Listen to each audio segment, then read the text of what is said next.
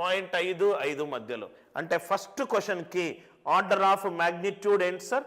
Order of magnitude first క్వశ్చన్కి answer వచ్చేసరికి 1. Are you all with me? Question చూడంగానే లెఫ్ట్కి వెళ్తున్నానా రైట్కి వెళ్తున్నానో మీరు చూడంగానే మీకు తెలిసిపోతుంది సార్. 49ని 49.0 అనుకున్నా, రైట్కి తీసుకెళ్ళను అనుకోండి 490 అవుతుంది. కే వాల్యూ 0.5 నుంచి 5 ఉండాలి, అంటే లెఫ్ట్కి తీసుకెళ్తున్నా. లెఫ్ట్కి తీసుకొని వెళ్తే 4.9 ఇంటూ 10 పవర్ 1. లెఫ్ట్కి ఒక ప్లేస్ లెఫ్ట్కి వెళ్ళింది కాబట్టి రైట్ 10 పవర్ 1. 2 ప్లేసెస్ లెఫ్ట్కి వెళ్తే 10 పవర్ 2. 3 ప్లేసెస్ లెఫ్ట్కి వెళ్తే 10 పవర్ 3. 4.9 అనేది 0.5కి 5కి మధ్యలో ఉంది కాబట్టి సెకండ్ క్వశ్చన్కి పవర్ ఆఫ్ 10 ఎంత ఉంటే అదే ఆర్డర్ ఆఫ్ మ్యాగ్నిట్యూడ్. క్వశ్చన్ చూడంగానే లెఫ్ట్కి వెళ్తుందా రైట్కి వెళ్తుందా? ఫస్ట్ థింగ్ మీరు చూడాల్సింది డాట్ ఎక్కడ ఉంది. డాట్ లెఫ్ట్కి వెళ్తే నాకు కండిషన్ సాటిస్ఫై అవుతుందా, డాట్ రైట్కి వెళ్తే నాకు కండిషన్ సాటిస్ఫై అవుతుందా? 52ని 52.0గా రాస్తున్నాను.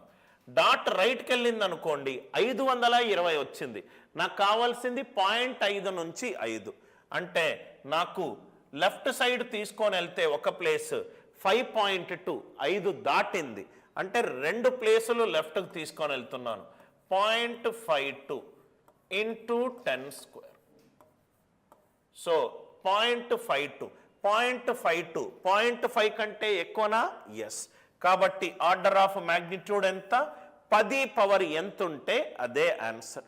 ఇది 52.0.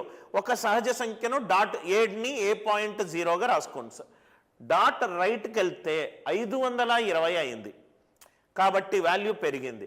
డాట్ లెఫ్ట్కి వెళ్తే 5.2 ఒక 5 కంటే పెరిగింది, అంటే ఒక్క ప్లేస్ లెఫ్ట్కి వెళ్ళకూడదు, 2 ప్లేసులు లెఫ్ట్కి వెళ్తే 2 ప్లేసులు లెఫ్ట్కి వెళ్ళింది కాబట్టి 10 పవర్ 2. 999 అంటే నేను దీన్ని 999.0గా రాసుకుంటున్నాను. లెఫ్ట్కి వెళ్ళాలా రైట్కి వెళ్ళాలా డాట్ని బట్టి చూడండి. ఈ డాట్ రైట్కి వెళ్ళింది అనుకోండి 9990 అయింది, వాల్యూ పెరిగింది, నాకు వాల్యూ తగ్గాలి.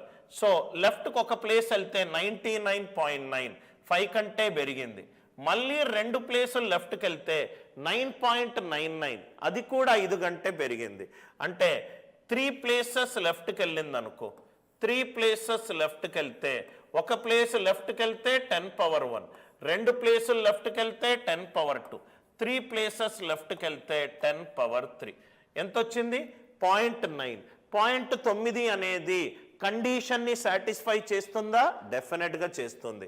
సో 10 పవర్ ఎంత ఉంటే అదే ఆర్డర్ ఆఫ్ మ్యాగ్నిట్యూడ్, అదే order of magnitude. Are you all with me? ఈ ఫస్ట్ 6 క్వశ్చన్లు అన్నీ సహజ సంఖ్యలు సార్. సహజ సంఖ్యల్ని ఏని ఏ పాయింట్ డాట్గా రాసుకోండి. ఆ పాయింట్ ఒకటి చూడండి. ఏ గనక సహజ సంఖ్య అని అనుకోండి, డాట్ ఎక్కడుంది తెలుసుకోవాలి కాబట్టి ఏని ఏ డాట్ 0గా రాసుకోండి. ఏదైనా సహజ సంఖ్య ఇచ్చినప్పుడు ఏని ఏ డాట్ 0గా రాసుకోండి. 1001 ఉంది, 1001ని నేను ఇలా రాసుకోవచ్చు కదా సార్. 1001 dot O. డాట్ రైట్కి వెళ్ళాలా లెఫ్ట్కి వెళ్ళాలా చూడండి. డాట్ రైట్కి వచ్చింది అనుకోండి 10,010 వాల్యూ పెరుగుతుంది. డాట్ లెఫ్ట్కి తీసుకొని వస్తున్నా, ఒక ప్లేస్ లెఫ్ట్కి తీసుకొని వస్తే 100.10, కానీ నాకు కే వాల్యూ అనేది 5 వరకే ఉండాలి. 2 ప్లేసులు లెఫ్ట్కి తీసుకొస్తున్నా 10.01 కానే కాదు. 3 ప్లేసులు లెఫ్ట్కి తీసుకొని వస్తున్నా అంటే 1.001 ఇంటూ లెఫ్ట్ సైడ్ 3 ప్లేసులు లెఫ్ట్కి తీసుకెళ్తున్నా కాబట్టి లెఫ్ట్ కాబట్టి పవర్ ఆఫ్ 10 ఎంత? 3. 1.001 ఇంటూ 10 పవర్ 3. అందరికీ లాజిక్ క్లియర్గా అర్థమైంది అనుకుంటా. 753 క్వశ్చన్ చూడంగానే మనకు లెఫ్ట్ సైడ్ వెళ్ళాలా రైట్ సైడ్ వెళ్ళాలా? 753 3 zeros డాట్ 0. ఏనెప్పుడూ కూడా ఇచ్చిన క్వశ్చన్ కనుక సహజ సంఖ్య అయినప్పుడు ఏ డాట్ ఓగా రాసుకోండి సార్, మీకు ఐడియా వస్తుంది. రైట్, లెఫ్ట్కి వెళ్ళాలా రైట్కి వెళ్ళాలా? రైట్కి వెళ్తే వాల్యూ పెరుగుతుంది. లెఫ్ట్కి వెళ్తున్నా, నాకు 5కి తక్కువ ఉండాలి. రెండో ప్లేస్, మూడో ప్లేస్, నాలుగో ప్లేస్, ఐదో ప్లేస్. ఐదో ప్లేస్కి వెళ్ళినా నాకు 7.5 వస్తుంది. కాబట్టి ఆరో ప్లేస్, ఆరో ప్లేస్కి వెళ్తే 0.753 000 ఇంటూ 10⁻6.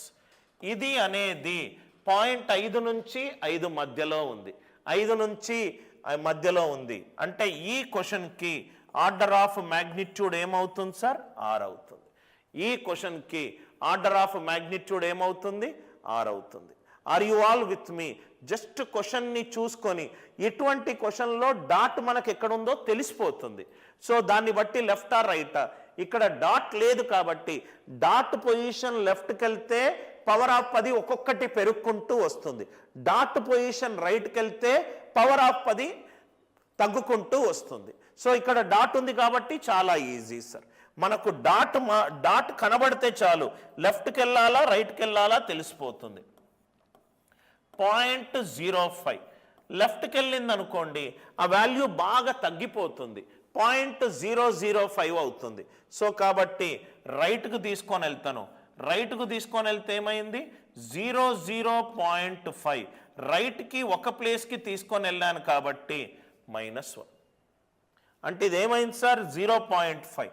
K 0.5కి సమానంగా ఉండొచ్చు. అంటే ఈ క్వశ్చన్కి ఆర్డర్ ఆఫ్ మ్యాగ్నిట్యూడ్ ఏంటి? -1. ఈ క్వశ్చన్కి ఆర్డర్ ఆఫ్ మ్యాగ్నిట్యూడ్ ఏంటి? -1. ఆర్ యు ఆల్ విత్ మీ? ఇక్కడ చూడండి సార్, మంచి క్వశ్చన్ ఇది. ఏడోది 0.99. 0.99 ఇంటూ 0.9 అనేది 0.5కి 5కి మధ్యలోనే ఉంది. అంటే ఇంటూ 10⁻0 రాసుకోవచ్చు. 1 ఇంటూ 0.99 ఎంత? 0.99. ఇది 0.99. 0.99 అనేది ఆల్రెడీ 0.5కి 5కి మధ్యలోనే ఉంది కాబట్టి ఇంటూ 10⁻0. లాస్ట్ క్వశ్చన్కి ఆర్డర్ ఆఫ్ మ్యాగ్నిట్యూడ్ ఎంత? 0. లాస్ట్ క్వశ్చన్కి ఇచ్చిన వాల్యూనే ఆల్రెడీ మనకు కావాల్సిన కండిషన్లో ఉంది. ఆల్రెడీ మనకు కావాల్సిన కండిషన్లో ఉంది కాబట్టి 0.99 into 10⁻0. K into 10⁻m. K అనేది 0.5 అండ్ 5 మధ్యలో ఉంటుంది. 0.5 అండ్ 5 మధ్యలో ఉంటుంది. లాజిక్ క్లియర్గా సార్? ఇంకొన్ని రైట్ ఎగ్జాంపుల్స్ మనం గూగుల్ నుంచి తీసుకొని కొన్ని చూద్దాం సార్. ఏదో డౌట్స్ ఫారం నుంచి తీసుకున్న క్వశ్చన్స్ ఒక ప్రాక్టీస్ కోసం నేను రాస్తాను.